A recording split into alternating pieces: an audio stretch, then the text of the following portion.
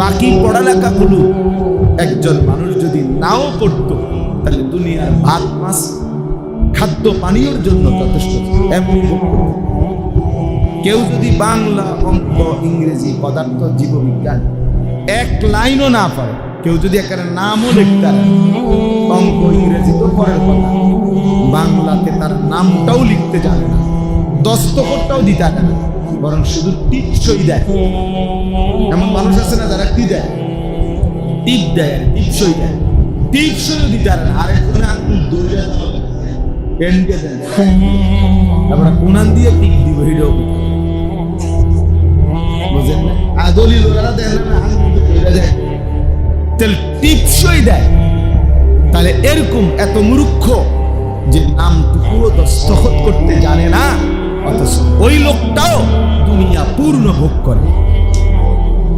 ভাত মাছ চাল ডাল, দালান বিল্ডিং, স্ত্রী সন্তান সংসার, নেতাগিরি মাতব্বরি ফুটাঙ্গিরি সব কিছু মূর্খ বকলম তারাও দুনিয়া করতেছে। মূর্খ কোনো নেতা নাই, সই করতে পারে না এমন কোনো নেতা নাই। আমি দেখছি আমার এলাকায় দেখছি কোটি কোটি টাকার মালিক, কোটি কোটি কোটি কোটি কোটি টাকার মালিক বেটা, এইতে বেটা পেপার উল্টে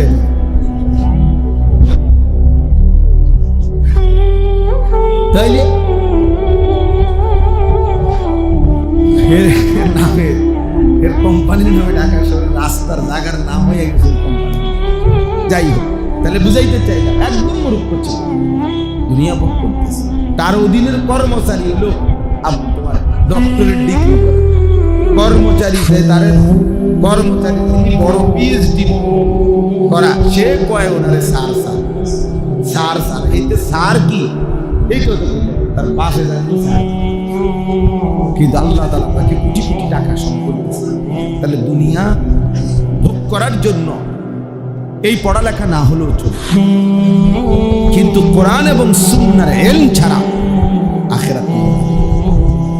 তাহলে বাংলা অঙ্ক ইংরেজি ছাড়া দুনিয়া মিলবে, কোরআন সুন্নাহ ছাড়া আখিরাত মিলবে না। আখিরাত তোমার মামুর বাড়ি না, আখিরাত তোমার মামুর বাড়ি না, আখিরাত কারো চাচার শ্বশুর বাড়ি না, আখিরাত বন্দেগীর বিনিময়ে।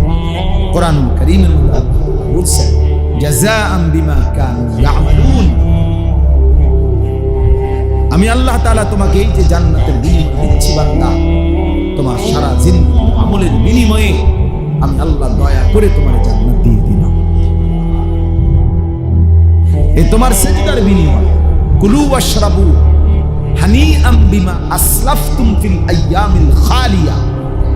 আল্লাহ জান্নাতি বান্দাকে বলবে, দুনিয়ার জীবন যে তুমি নেক আমলগুলো করেছিলে, আজকে তার বিনিময়ে আমার এই জান্নাতে খাও পান করো নিশ্চিন্তে নির্বিঘ্নে নির্বিঘ্নে। এই জন্য প্রত্যেকটা আমলের জন্য ইলম জরুরি, ইলম জরুরি, কোরআন সুন্নাহর ইলম, এমনকি ঈমানের জন্য ইলম জরুরি। ফা'লাম আন্নাহু লা ইলাহা ইল্লা, ফা'লাম আল্লাহ বলছে এই কথার ইলম অর্জন করো যে লা ইলাহা ইল্লাল্লাহ, আল্লাহ ছাড়া আর কোনো ইলাহ নাই। এইটারও ইলম তোমার দরকার যে আল্লাহ ছাড়া আর কোনো ইলাহ নাই বলতে কি, শিরিক কি, কুফর কি, ঈমান কি, তাওহীদ কি, ইখলাস কি, এটাও শেখা দরকার, এটাও জানা দরকার, এটাও বুঝা। অসংখ্য মানুষ এমনও আছে যাদের জবানে তো কালেমা এটা পড়তে পারে, কিন্তু বিশ্বাসে, কথায়, আচরণে, কলিজার ভিতরে কোনো বিষয়ে সে ঈমান হারায়। সে জানে কোন শব্দ, কোন বাক্য, কোন বিশ্বাস এমন করে রাখছে, এমন বলে ফেলছে যার দ্বারা তার ঈমান চলে গেছে। অথচ সে মুখে এখনো পড়তে পারে লা ইলাহা ইল্লাল্লাহ, এটা কইতে পারে, কিন্তু বাস্তবে তার কি নাই, ঈমান নাই, তার তো খবরই নাই। আন তাহবাতা আমালুকুম ওয়া আনতুম লা তাশউরুন। আল্লাহ বলছে বান্দা, এমন হতে পারে যে তোমার পুরা জিন্দেগীর আমল ছুটে গেছে, অথচ তুমি জানো ওয়া আনতুম লা তাশউরুন, তোমার জানাই না। আহা ছেলেরা, তোমাদেরকে বলবো, অনেক কথা, অনেক বিশ্বাস এমন আছে যে কারণে বেঈমান হয়ে যায়। অথচ তুমি তো মনে করছো তুমি শুক্রবারে তোমার নামাজ পড়ছো, তুমি মনে করছো তুমি শবে বরাতে নামাজ পড়ছো, তুমি মনে করছো তুমি রোজা রাখছো, কিন্তু এই সবগুলো কাউন্ট হওয়ার জন্য এগুলো সব কাউন্ট করে ঈমান জরুরি। বিশ্বাস মূল বিষয়। ঈমানের সমস্যা, আকীদার সমস্যা বড় সমস্যা। এই জন্য ইলম, কোরআন সুন্নাহর ইলম আমাদের প্রত্যেকের। আমাদের হযরত মাওলানা আব্দুল মালিক সাহেব দামাত বারাকাতুহুল আলিয়া কে আমাদের জাতীয় মসজিদ বাইতুল মুকাররমের যিনি সম্মানিত খতিব, বাংলাদেশের মানুষ তাকে যেটুকু ছিলেন, আরব বিশ্ব গোটা পৃথিবীর ওলামা মানুষ তারে তার চাইতে 100 গুণ বেশি। বাংলাদেশে তিনি যেতটুকু সম্মানিত, মধ্যপ্রাচ্যে আরব বিশ্বে উনি তার চাইতে 100 গুণ বেশি সম্মানিত। জানুনি আসলে আরব বিশ্বের ইউনিভার্সিটিতে হযরতের কিতাব সিলেবাস হিসাবে পড়ানো এই খতিব সাহেব, তার বাবাই বলছিল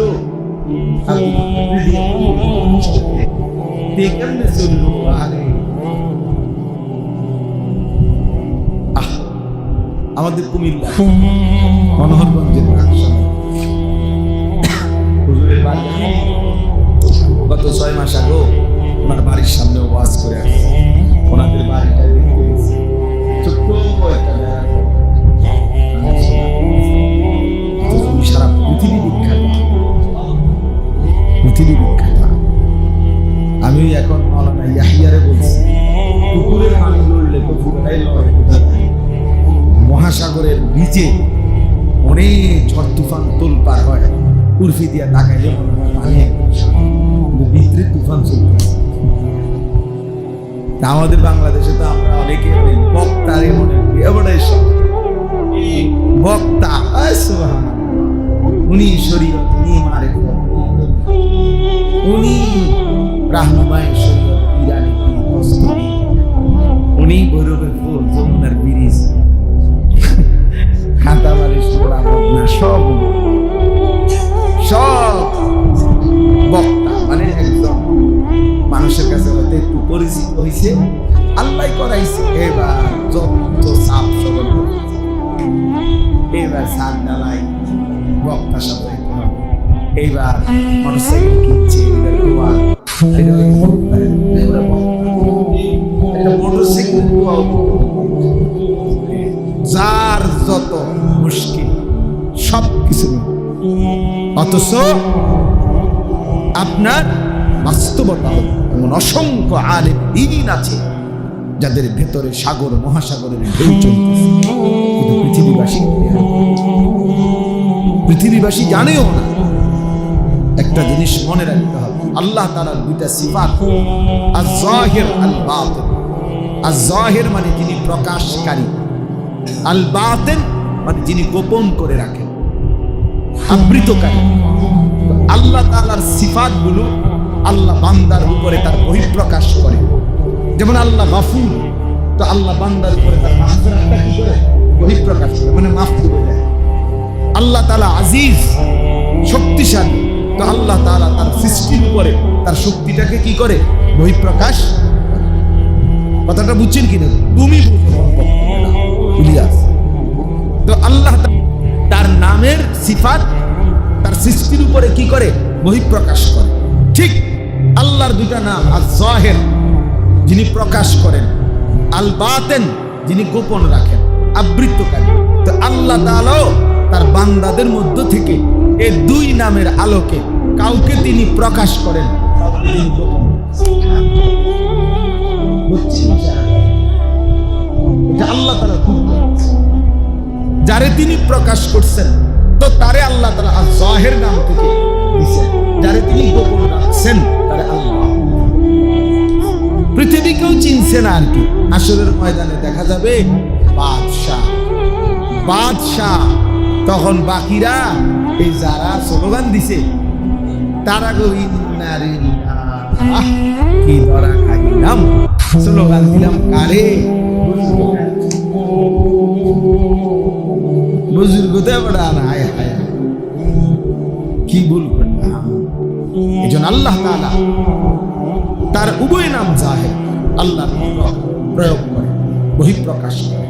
এই জন্য কাউকে যদি পৃথিবী খুব চিনে তার জন্য শুকর আদায় করা, কাউকে যদি কেউ না চিনে তার জন্য শুকর আদায় করা। সারা দুনিয়া চিনুক বা না চিনুক, আমার মালিক চিনে কিনা সেটা হলো দেখা। আমরা ওই বুজুর্গরা যারা আল্লাহর ওলিরা তো সাদামাঠা উদাহরণ দেয়। আমার মনে আছে আমি ছাত্র জীবনে বয়ান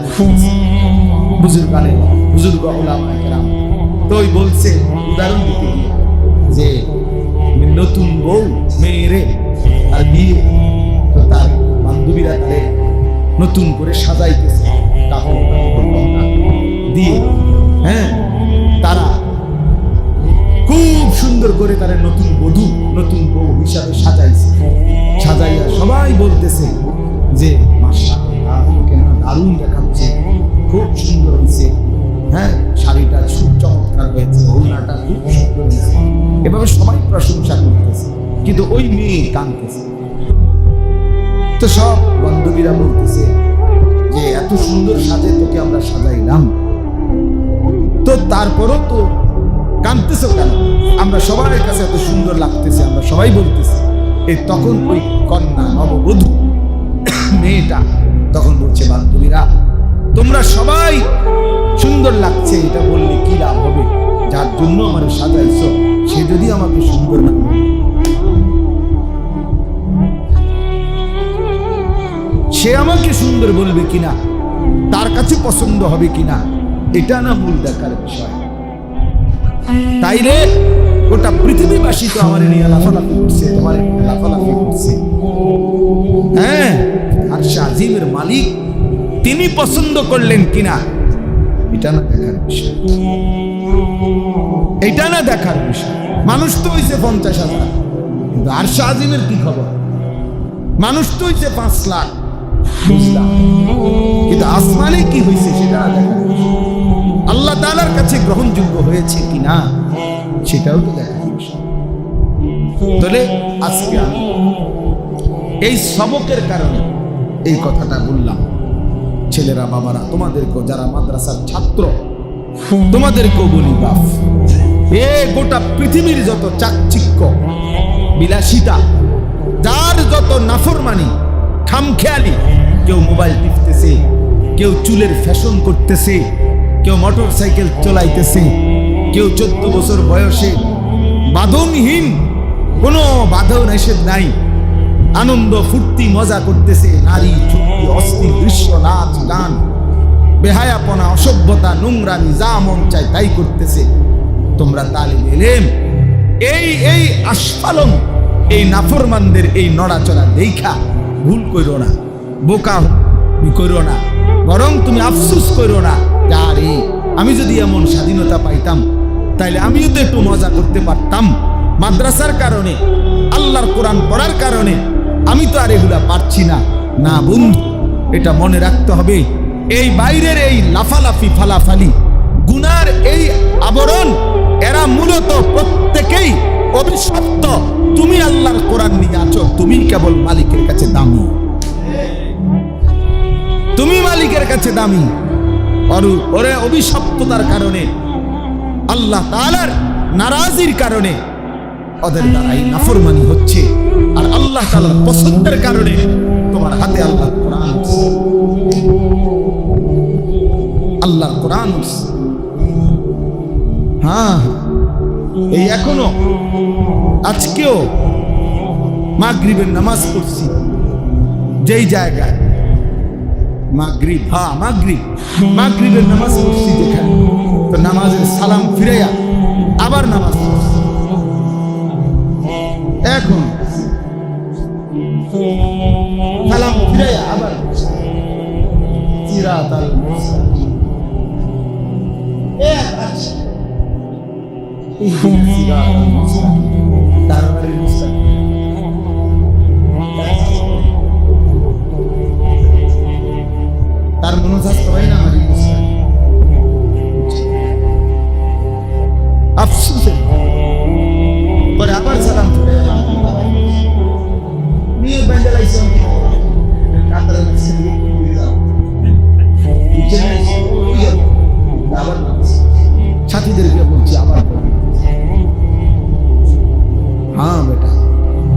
তাআলার কোরআন কালামে এটুকু শুদ্ধ করতে পারে না। এই জীবন কি পরিমাণ অভিশপ্ত জীবন, যাকে আল্লাহ তাআলা জবান দিয়েছেন, যিনি দিলেন জবান, যার জিহ্বা, যার চোখ, যার নাক, যার কান, আহা, তার নামটাই সুন্দর করতে পারে না, তার কথাটাই পড়তে পারে না, সেই মালিকের চিঠি আল্লাহর কোরআন, হ্যাঁ, সেই রাসূলের চিঠি হাদিস, এটাই যে পড়তে পারে না, সে আর জীবনে কি বললো এই জিহ্বা দিয়ে? একটা মজার কথা শুনুন। আমার কাছে একটা উর্দু সরা আছে, তাকরীরে বুখারী, আমরা ছাত্র জীবনে পড়ছি। শেখুল হাদিস হযরত মাওলানা জাকারিয়া রাহমাতুল্লাহি আলাইহি, এই উনাকে, এই যার নাম আমি একটু বললাম, উনারে একবার প্রশ্ন করছে যে হযরত রাসূলুল্লাহ সাল্লাল্লাহু আলাইহি ওয়াসাল্লামের এক একটা হাদিস কতবার পড়া উচিত, কতবার পড়া উচিত? হযরত তখন উত্তর দিছে, ওই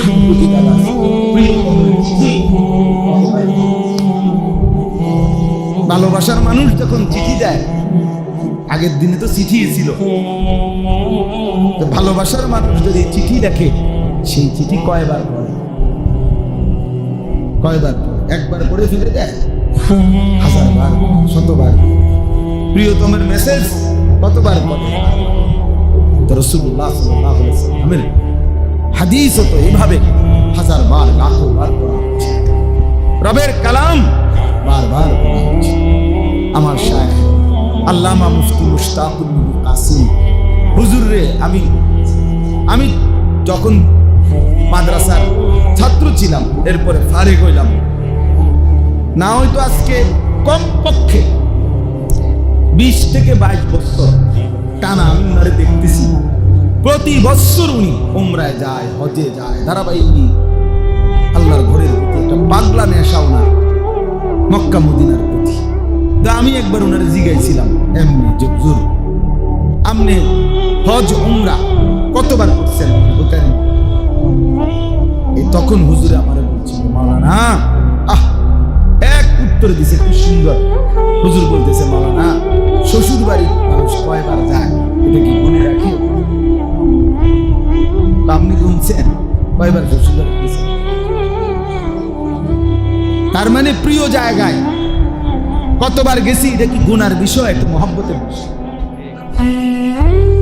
এত ভালোবাসার বিষয়, এত মহব্বতের বিষয়, মহব্বতের বিষয়। এই জন্য আজকে দোস্ত, এই অনেক যে কয়জন জেনারেল বা শিক্ষায় শিক্ষিত তোমরা যারা ছেলেরা, বাবা, তোমাদের ওই পড়ালেখার প্রতি আমাদের কোনো ঘৃণা নেই, আমরাও জেনারেল লাইনে পড়ছি, কিন্তু শুধু একটাই অনুরোধ, কোরআনুল কারীমের এই সবক, আমি আজকে রাজাবাড়ি মাদ্রাসার সবকে এটা বলবো যে তোমরা সবাই এবং আপনারা যারা কোরআন করতে পারেন না, প্রত্যেকেই নিয়ত, এই জবান আল্লাহর দেওয়া, এই চোখ আল্লাহর দেওয়া। যার চোখ তার নাম বলতে পারে, যার জিহ্বা তার নাম পড়তে পারে না, তার কালাম পড়তে পারে। আলাম নাজআল লাহু আইনাইন ওয়া লিসানান ওয়া শাফাতাইন।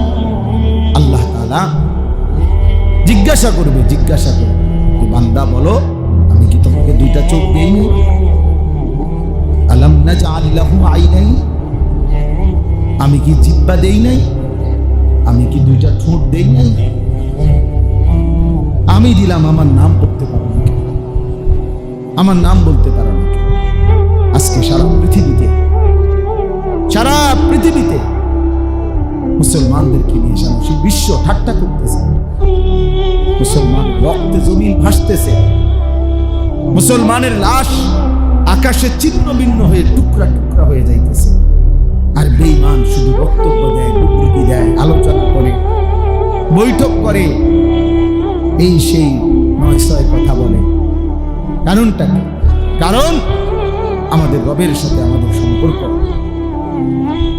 আমাদের মালিকের সাথে আমাদের সম্পর্কের ঘাটতি, যার কারণে নাফরমান বেঈমান আমাদের সাথে ঠাট্টা মশকরি। এই জন্য আমরা প্রত্যেকেই আমাদের আল্লাহর সাথে আমাদের সম্পর্ক ফিরাইতাম, নাই তো মুসলমানের বিজয় আসবে না বন্ধু।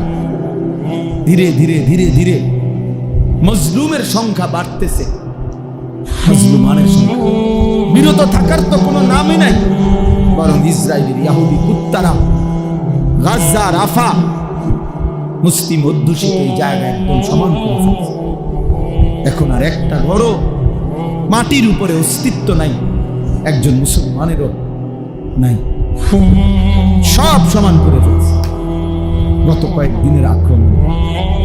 তাহলে আমি বেশি আফসোস লাগে আমার, যার কলিজার ভিতরে ঈমান আছে, ইসলাম আছে, সে কিভাবে এই নির্মম পরিণতি মুসলমানের দেখি। ওই দিন পত্রিকায় ছবি দিছে, দেখো যে 6 বছরের একটা বাচ্চা মেয়ে, আমি নিজে দেখছি ছবিটা, বাচ্চাটা সাক্ষাৎকার দিতেছে, বলতেছে সাংবাদিকের কাছে, 6 বছর বয়স, বলতেছে আমি অন্যদের সাথে খেলতেছিলাম, হঠাৎ করে বোমা পড়ছে, বোমার আঘাতে আমি বেহুশ হয়ে গেছি, যখন আমার হুঁশ ফিরে আসছে, ও বাচ্চা মেয়ে বলতেছে আমি দেখি তাকায় আমার হাতটা নাই, আমার ডান হাতটা আমার থেকে বিচ্ছিন্ন, আমার হাত কোথায় উড়ে গেছে। এইভাবে এইভাবে জলজ্জান্ত 3 বছর 10 বছর মাসুম নিষ্পাপ বাচ্চা যারা হত্যা করে, তারা তো কুত্তাও হতে পারে না, মানুষ তো দূরে থাক, তারা তো কুত্তাও না। ইসরায়েলের এই বেঈমানগুলো, নেতানিয়াহুর অনুসারী, কিন্তু তারা এইভাবে মুসলিম নিধন করছে। আর আমাদের ছেলেরা, আমাদের মুসলমান ছেলেরা এখনো আগের মতোই চুল, চেহারা, মোবাইল, নারী, ছবি, অশ্লীল দৃশ্য, এত পাষাণ এক ফোঁটা চোখের পানি। আয় হায় জালেম, কেমনে এত বড় জালেম হইল, কেমনে এত বড় জালেম হইল। একই সময়ে পৃথিবীতে যখন, এটা তো ঘটনা যদি এমন হইতো যেটা রূপকথা, গল্প, পিছনের কোনো কাহিনী, এটা তো এই মুহূর্তের চলমান বাস্তবতা। পৃথিবীর এই ছোট্ট পৃথিবীর এক পাশে যখন মুসলমানের রক্তে লাশে জমিন গড়াগড়ি খাচ্ছে, আর আমাদের ছেলেরা এক ওয়াক্ত নামাজও পড়ে না, সারাদিন মোবাইল থেকে চোখটাও ফিরায় না। কেমনে জাতি টিকবে কিভাবে? এই জন্য এই অল্প কয়েকজন আমরা আসছি, 1 নম্বর তালেব ইলম, তোমাদের কথা শেষ, তোমাদের কথা বলছি আমি, কোরআন এবং সুন্নাহর ইলম এটাই শ্রেষ্ঠতম ইলম। অতএব গোটা পৃথিবীর নাসক লাফাক, গোটা পৃথিবী বেহায়া উলঙ্গপনা হয়ে যাক, তুমি ওইখানে দাঁড়াইয়াও বলবা লা ইলাহা ইল্লাল্লাহ। अगरचे बुत है जमात की आस्तीनों में, मुझे है हुक्म खुदा ला इलाहा इल्लल्लाह। আমি শুধু আল্লাহকেই মানি, আমি দ্বীন মানি, আমি কোরআনই মানি, আমি রাসূলুল্লাহ সাল্লাল্লাহু আলাইহি ওয়াসাল্লামের হাদিস কি। আমার আব্বা, আমার মনে আছে, আমি যখন দাখিল এসএসসি দাখিল পাস করছি 1998 সালে, সায়েন্স বিজ্ঞান বিভাগ থেকে সারা বাংলাদেশে ফার্স্ট হয়েছিলাম, সমগ্র বাংলাদেশে 1 নম্বর। তো অনেকেই আব্বার মুসল্লিরা কুমিল্লা শহরে আব্বারে বলছিল, হুজুর আপনি এই ছেলেটারে জেনারেল লাইনে পড়ান, বড় কিছু হবে, তার রেজাল্ট ভালো, মেধাবী, ইত্যাদি ইত্যাদি। আমার আব্বা বলছিল যে আসমান যদি ভাইয়া আরেকবার হয়, জমিন যদি উল্টাইয়া আবার ভাও হয়, হইতে পারে, কিন্তু আশরাফ, আমি আলী আশরাফ আমার আব্বার নাম, যে আমার নামে আশরাফি, এটা আমার আব্বার নাম। তো আমি আলী আশরাফ যে সিদ্ধান্ত নিছি, আমার সন্তান যতগুলো সবগুলো দিন শিখবে, এখান থেকে আমি এক চুল নড়ব না,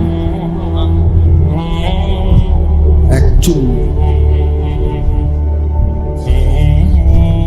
হ্যাঁ, এই জন্য আমরা প্রত্যেকে দিন শিখি। তোমরা আর যারা তোমরা এমনি আসো, ছেলেরা বাবারা, সবার কাছে কাছে অনুরোধ করছি, আমরা মুসলমানদের এই নির্মম করুণ হালাতে আমাদের বিবেকের কাছে একজনকেই বললাম, এটা আমাদের দাবি, এটা আমাদের বিবেকের দাবি। এখন আমরা আল্লাহর কাছে কান্না করা, কমপক্ষে চোখের পানি ফেলা, আল্লাহকে সেজদা করা, আল্লাহর দিকে ফিরে আসা, আল্লাহ তাআলা এখানে 3টা আমল বলছেন। এই সংক্ষেপ কথা শেষ।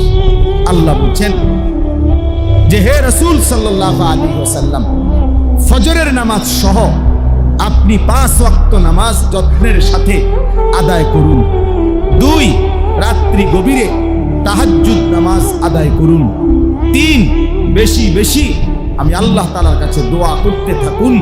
এই 3টি আমল যদি ঠিকমতো করেন, ফজর সহ 5 ওয়াক্ত নামাজ, রাত্রি গভীরে তাহাজ্জুদ নামাজ, আর বেশি বেশি দোয়া, আমি আল্লাহ ওয়াদা দিলাম যা আল হক ওয়া যাহাকাল বাতিল, তাহলে হকের বিজয় হয়ে গেল, বাতিলের পরাজয় হয়ে গেল। অর্থাৎ এমন মুমিনদের হাতে আমি আল্লাহ তাআলা বিজয় তুলে দেব, বাতিলের পরাজয় দিয়ে দেব। তাহলে আল্লাহ তাআলা আমাদের বিজয়ের জন্য, সফলতার জন্য, আমাদের কামিয়াবির জন্য নামাজকে মাধ্যম বানাইছেন, তাহাজ্জুদকে মাধ্যম বানাইছেন, দোয়াকে মাধ্যম বানাইছেন।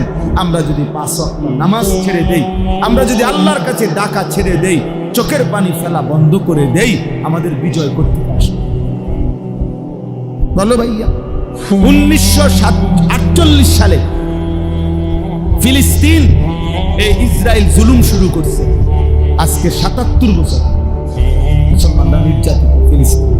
এই 77 বছরে কত মিটিং, কত ফিটিং, কত গোল টেবিল, কত বৈঠক, কত আলোচনা, কত কিছুই করলো, কিন্তু ফিলিস্তিনের সমস্যা সমাধান হয় না।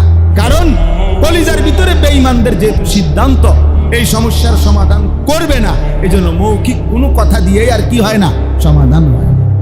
তুমি যেহেতু ঘুমে সজাগ, এমনি চোখ বন্ধ করে রাখছো, তো তোমার উড়েব কেমনে? তুমি ঘুমে থাকলে না সজাগ করা যাইতো, তুমি তো ঘুমে না, তুমি তো সজাগই। তুমি ইচ্ছা করে না চোখ বন্ধ করে রাখছো, এই জন্য না তোমার যতই ডাকে তুমি চোখ খুলো না। অথচ যদি বাস্তবিক ঘুমে থাকতে তাইলে তো জাগানো। আমাদের হালাত, ওদের হালাত হচ্ছে, ওরা তো ইচ্ছা করে সিদ্ধান্ত নিয়ে রাখছে মুসলমানকে নিশ্চিহ্ন করে দিবে। এই জন্য মৌখিক কোনো বিবৃতি দিয়ে এগুলোর সমাধান হবে। আমাদের আল্লাহর সাথে সম্পর্ক, আমাদের জিহাদ ফি সাবিলিল্লাহ, আমাদের রক্ত, আমাদের জীবন বিলিয়ে দেওয়া, শাহাদাতের খুন, এর মাধ্যমে ইনশাআল্লাহ বিজয়ের পতাকা উড়বে, অবশ্যই উড়বে, কোনো সন্দেহ নেই। আমি এই মাত্র মাওলানা ইয়াহিয়াকে বলছি, ইয়াহিয়া মনে রাখবা, যদি কোনোদিন শুনো ফিলিস্তিনে আর একজন মানুষও মুসলমান বাইচা নাই, একজনও নাই, তারপরও খোদার কসম এ কথা যে এরপরও বলতে হবে বিজয় মুসলমানের হবে। বলে কেমনে না, কেমনে এই ব্যাখ্যা আল্লাহ আমাদেরকে দিতে হবে, এটা আল্লাহ বাধ্য না, আল্লাহ তাআলা দেখাবে বিজয় কেমনে।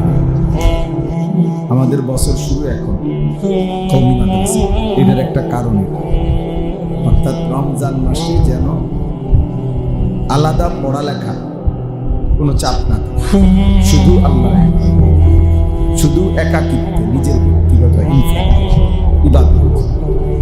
কিতাবের মধ্যে স্পষ্ট আছে, ইমাম মালিক রাহমাতুল্লাহ, বিশ্ববিখ্যাত ইমাম, মুজতাহিদ, 4 মাযহাবের একজন ইমাম, মসজিদে নববীর ইমাম, মদিনার ইমাম, ইমাম মালিক রাহমাতুল্লাহ জগৎ বিখ্যাত মুফতি, মুহাদ্দিস, ফকিহ ছিলেন। সারা পৃথিবী থেকে মানুষ ওনার কাছে দ্বীন শিখতে আসে, সারা পৃথিবীর মানুষ। ওনাদের ছাত্র ছিল সারা বিশ্বব্যাপী, সারা পৃথিবীর মুসলিম অঞ্চল থেকে তালেবে ইলমরা মদিনায় আসতো ওনার কাছে পড়তে। কিন্তু যখনই তিনি রমজান আসতো, স্পষ্ট আমরা আরবি কিতাবে পড়ছি, ফিকহুল আদইয়া ওয়াল আযকার, আমার কাছে একটা আরবি কিতাব আছে, এই কিতাবের মধ্যে আছে যখনই রমজান মাস শুরু হতো, তো ইমাম মালিক রাহমাতুল্লাহি আলাইহি ইয়াফিরু মিন কিরাআতিল হাদিস, মুজালাসাতি আহলিল ইলম। ইমাম মালিক রাহমাতুল্লাহ আলাইহি হাদিসের যে দর্স ছাত্রদেরকে যে পড়ান সেটার থেকে ফিরে আসতেন, অর্থাৎ বন্ধ করে দিতেন। এমনকি আহলে ইলম ওলামায়ে কেরামের সাথেও বসা, বিশেষ কোনো সবার সাথে কাজ করা, আলেমদের কাজ, মজলিস, এইটাও দিতেন এবং বলতেন ওয়া আকবালা ইলা তিলাওয়াতিল কুরআন মিনাল মাসহাফ, এবং তিনি সরাসরি কোরআন এরকম কপি নিয়ে সরাসরি কোরআন কারীমের তেলাওয়াতে মশগুল হয়ে, মানে বুঝাচ্ছেন রমজান মানে ভিন্ন কিছু। রমজান মানে ভিন্ন কিছু। রমজান হলো ইনফেরাদি আমল, মানে ব্যক্তিগত আমলের শ্রেষ্ঠতম। আমাকে ঘটক, আমার নিজের জীবন, নিজের আখিরাত, নিজের কবর, নিজের পরকাল,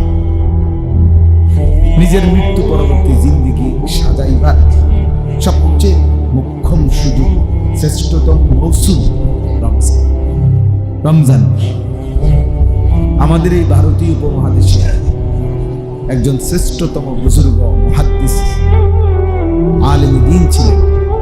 সারা পৃথিবী যাকে সম্মান করে চিনে জানে, সারা পৃথিবী বিখ্যাত আলেম শেখুল হাদিস হযরত মাওলানা জাকারিয়া রাহমাতুল্লাহ ফাজাইলে আমালের যিনি লেখক, দাওয়াত ও তাবলীগের সাথীরা যে কিতাব তালিম ওইটা যিনি লিখছেন, উনি এই একটা কিতাব না, এই পৃথিবীতে সিহাসিত্তা বুখারী, মুসলিম, তিরমিজি, নাসাই, ইবনে মাজাহ, আবু দাউদ, মুওয়াত্তা মালিক, হাদিসের বড় বড় কিতাবের ব্যাখ্যা গ্রন্থ লিখবার ক্ষেত্রে সবচেয়ে বেশি অবদান যাদের, তার মধ্যে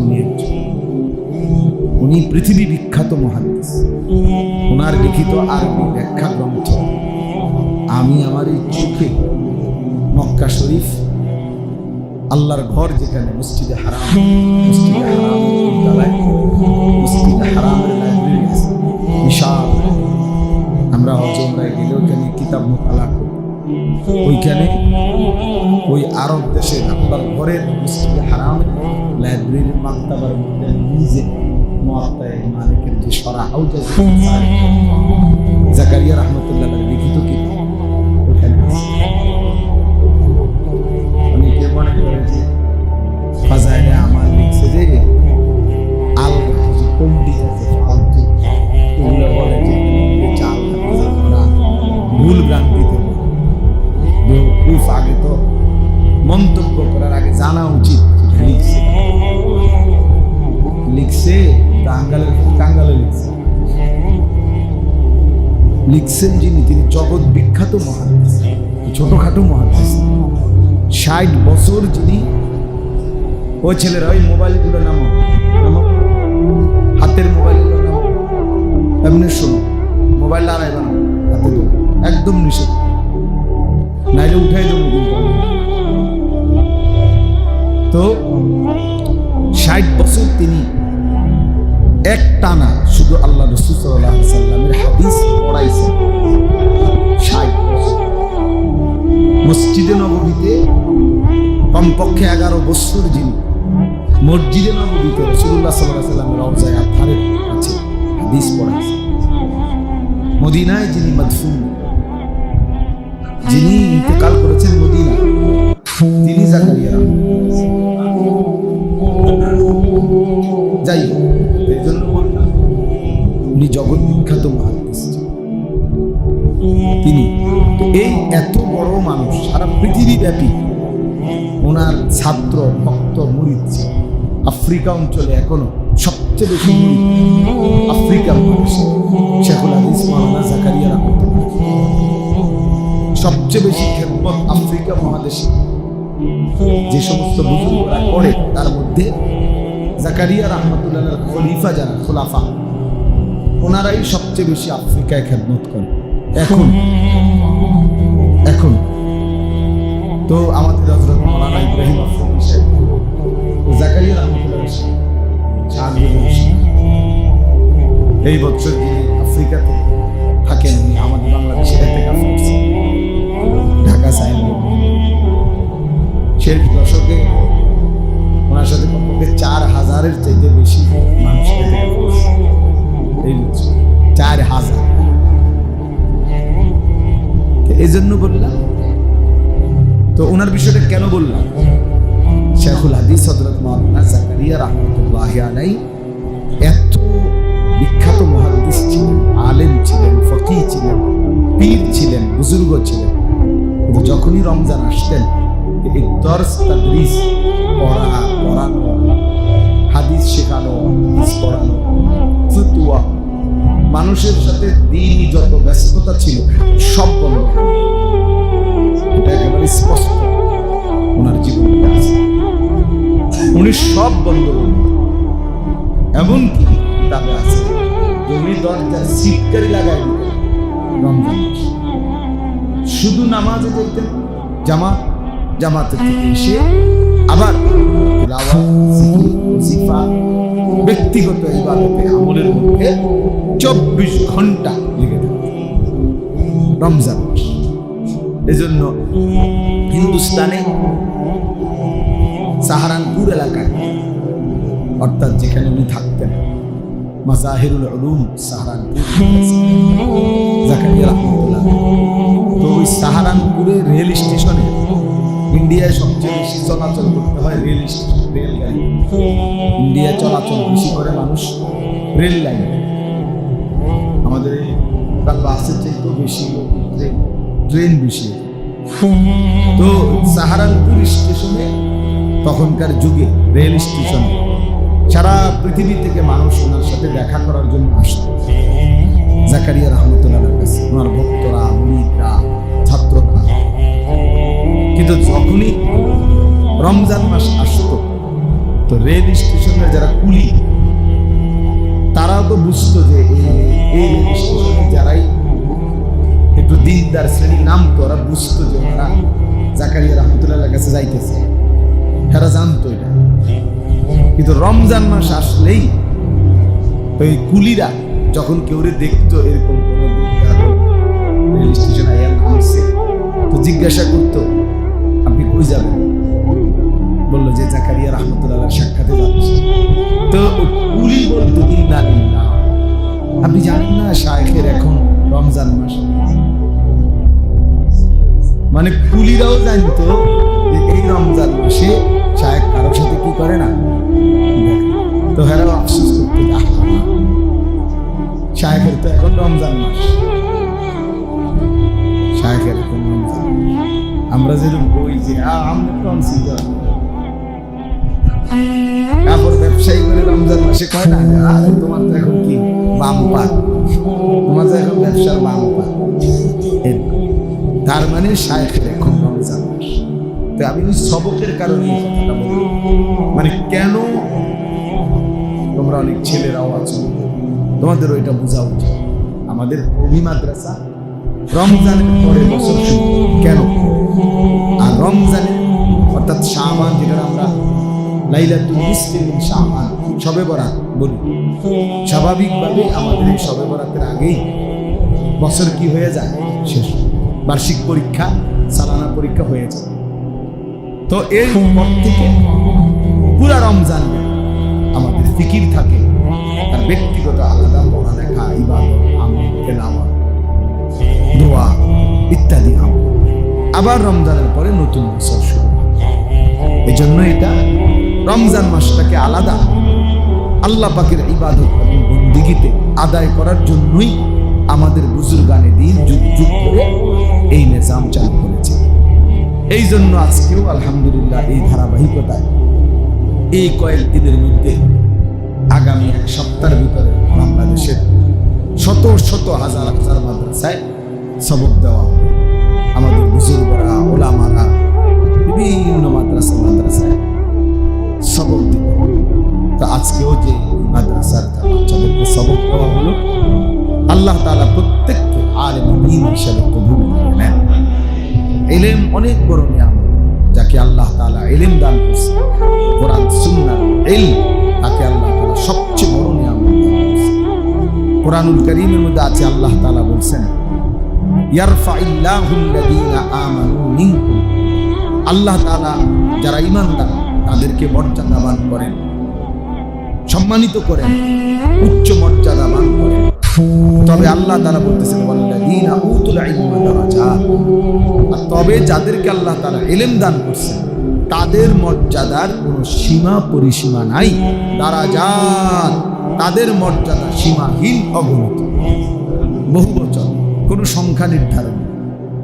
এজন্য সবার এটা বোঝা উচিত, সবার কোরআন এবং সুন্নাহর ইলম আল্লাহ তাআলা যাকে দান করছেন তার সমকক্ষ এই জেনারেল লাইনে সবগুলো বই একত্র করে সারা পৃথিবীর সমস্ত ইউনিভার্সিটির পড়ালেখা একত্র করলেও কোরআন সুন্নাহ কাছেও। এই জন্য উচ্চ শিক্ষা কিংবা উচ্চ শিক্ষিত কেউ যদি বলে সেটা একমাত্র কোরআন এবং সুন্নাহর ইলম। কোরআন সুন্নাহর ইলম ছাড়া কেউ যদি অন্য কিছুকে উচ্চ শিক্ষা বলে তো সে তার ঈমানের সমস্যা, তার ঈমানের মধ্যে কি? কারণ কোরআনুল কারীমের সামনে, রাসূলুল্লাহ সাল্লাল্লাহু আলাইহি ওয়াসাল্লামের সুন্নাহর সামনে বাংলা, অঙ্ক, ইংরেজি, পদার্থ, জীববিজ্ঞান, রসায়ন বিজ্ঞান, চিকিৎসা বিজ্ঞান, এরপরে যে কারিগরি শিক্ষা, এরপরে যত ইঞ্জিনিয়ারিং, সব কিছু একসাথে করলেও কোরআনুল কারীমের সূরা ফাতিহার একটি অক্ষরের সমান মর্যাদা। তাহলে কাজেই যেটা শ্রেষ্ঠ ইলম, তো ওই ইলমে যারা শিক্ষিত তারাই উচ্চ শিক্ষিত, তারাই সবচেয়ে বেশি জ্ঞানী, এবং ইলমে তারাই ধনী। এজন্য আমি অনেক সময় বলি, ওই যে ইলম, এটার অর্থ শুধু জ্ঞান বললেই যথেষ্ট না। ইলম অর্থ বাংলা যদিও বলা হয় জ্ঞান, কিন্তু আসলে ইলম এটা আলাদা পরিভাষা। নামাজ অর্থ শুধু প্রার্থনা বললেই নামাজ বোঝায় না। নামাজ মানে প্রার্থনা না, না প্রার্থনা না, নামাজ একটি পরিভাষা। সালাত, এটার একটা নির্দিষ্ট কাইফিয়াত আছে, যার যে কোনোভাবে প্রার্থনা করলেই সেটা নামাজ হয় না। শরীয়তে এর একটি নির্ধারিত রূপরেখা আছে, শরীয়তের মধ্যে এটার একটা দিক আর নির্দেশনা আছে, কোনটা কিভাবে করলে এটারে নামাজ বলে, এটার একটা শুরু শেষ আছে। তো ঠিক যে কোনো জ্ঞানকে ইলম বলেন, ইলম কাকে বলে শরীয়তে এটার একটা নির্ধারিত আছে। একমাত্র কোরআনের জ্ঞান যেটা, রাসূলুল্লাহ সাল্লাল্লাহু আলাইহি সাল্লামের সুন্নাহর জ্ঞান যেটা, এটাই একমাত্র ইলম, এটাই ইলম। আর এমনি জ্ঞান যে কোনো কি বলতে পারে, কিন্তু ইলম সবটাকে বলা যায়। এই জন্য বিদ্যা অর্জন করা প্রত্যেক মুসলমানের উপর ফরজ। আল হাদিস এই কথা লেখা স্কুলের ওয়ালে লিখল,